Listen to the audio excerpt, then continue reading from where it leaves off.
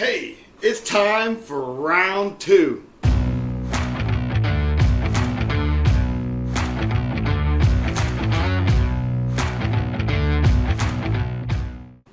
Welcome back. Thanks for stopping by Two Hands and a Foot. We won't tell you who's who. Before we get started, I know we're in a hurry, but before we get started, go ahead and do a couple things for me. Click that like button, click that subscribe button, hit that notification bell, and then please go ahead and share this with all of your friends and then some so we can get this channel going big. Well, we are back into it again. Week 2, episode 31, part 2 of Make Your Bed series. Again with me today, my pleasure having you in studio. Oh, yes. Is my friend Eric Whedon. Whedon, thanks for coming back. Thank you, Mac. Glad to be here. Oh, awesome. So let's just go ahead and jump right into it. Chapter 2 of Make Your Bed by Admiral McRaven. Go ahead. What do we got for us? Absolutely. So chapter 2 is You Can't Go It Alone. If you want to change the world, find someone to help you paddle. So this whole chapter deals with finding someone you can depend on, someone you can rely on to help you through the hard times. And he also briefly mentions making sure to be the type of person who others can depend on when they need it as well. He goes very deep into an injury he sustained later on. I'm going to kind of briefly touch that, but I'm not going to go nearly as in-depth as he did in the book. And then how he kind of came through the far side of that with the views. Another thing is I've seen a podcast that I've been watching lately, the Sean Ryan Show. Mm-hmm. It's a former Navy SEAL as well. He interviews a lot of Tier 1 level operators from all branches of the military. So you got SEALs, MARSOC, Green Berets, etc. And a common theme through every one of those interviews is always, couldn't have done it without my team, and the guys are the only thing I miss about being in the life. So definitely having someone to lean on throughout any time in your life, whether it's easy or hard.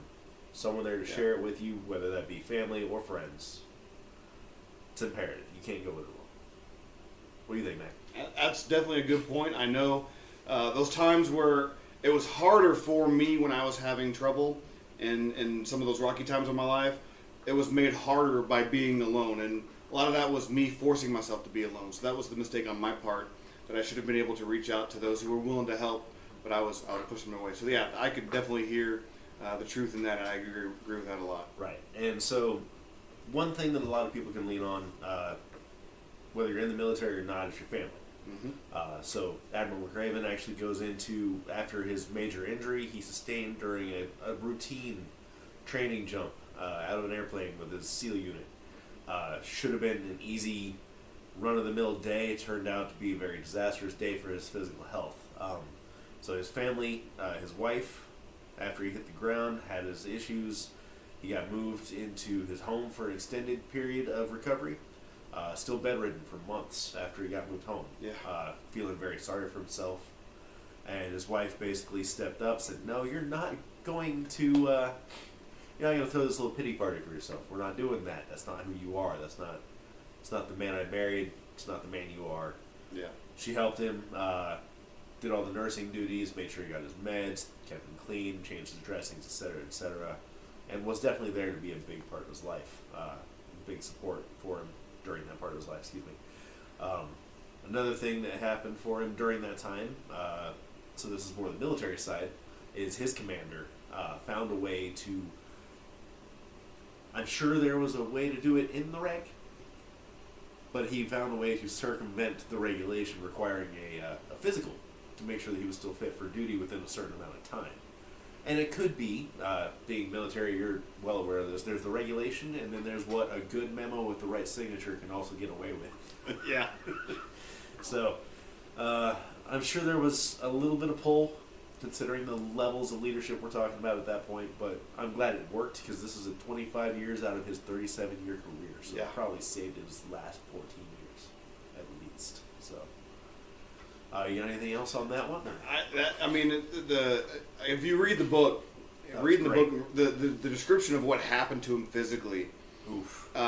You can't argue with someone being downtrodden about what could happen. I mean, possibility of him not being able to walk again was there. Right. I mean, you can think about the career and just physical activity in general, but not being able to walk was also a possibility. So the I like well, you mentioned it. I like the fact that his wife was like, "You're not going to have a pity party." Right. I mean, just straight up, you're not having a pity party. We're not Right. having any of this. That's not how this works. So I like that part of it. I think we need some of those people who are just real. I mean, it wasn't this, "Oh, honey, you're going to be okay." It was a, "No, we're not having a pity party." Right. And I think sometimes we need that. Absolutely. So I like that part of what he wrote in that book. Tough love is often the right kind. Yeah, indeed. So there wasn't a whole lot more in that chapter beyond that. It's pretty much all I had. The section of his speech that goes into this didn't really add much to it. I believe he recovered everything from the speech in the book very thoroughly. So that's about all I had for this section. If you got anything else to add, Mac? Or Excellent. Chapter of the book. Actually, the chapter was a lot longer than the section in the speech. It was, yes. But it reiterated it, and I think it was good and appropriate enough for the audience he was speaking to, and so even now, this is a good time, and you're helping me out. I'm not doing this alone. You're helping me out, and that's it. Doesn't have to be a bad time to have someone come alongside and paddle with you. Right. So for those of you out there who think that things are going fine right now, be grateful for those who are in your world that are paddling alongside you when things are good, but also be mindful of when you're not having a good day and those same people who are coming up beside you and helping paddle. You mentioned also, and that was the explanation of rowing they're paddling their buoy, or not their buoy, their boat around. They're carrying the boat everywhere. Yes. And so when they were sick or anything like that, the other crew members would help them out. Paddling a little harder. Exactly. Make sure they had the energy. And then at the same time, when he was able to, he would be able to return the favor. Right. And which is why I mentioned, make sure to also be that person. Exactly. Be that same person back. I think that's one of the things we need to mention again is to be that person back. When you're in a good spot and you're able to help out, be that person who helps out. Absolutely. So that way, they can take that lesson and they can be that help to someone else. Not necessarily always back to you, because the more people that you have in your world, the more people are going to be able to benefit from. Absolutely. I've got people in my life that I've had helped me more than I've been able to help them, but then I've also been more of a benefactor towards other people in my life than I've received from them, and that's fine. Everyone's at a different point in their life. Exactly. So, hey, I appreciate it. That was a great recap of the book. Again, if you haven't read the book, go get it either on audio book and listen to it, or get it at the next bookstore or at Amazon. I put the link in the last episode. I'll put the link in again in this one. We'll also have the link for Sean Ryan's show here as well. Other than that, that's what we got for this episode.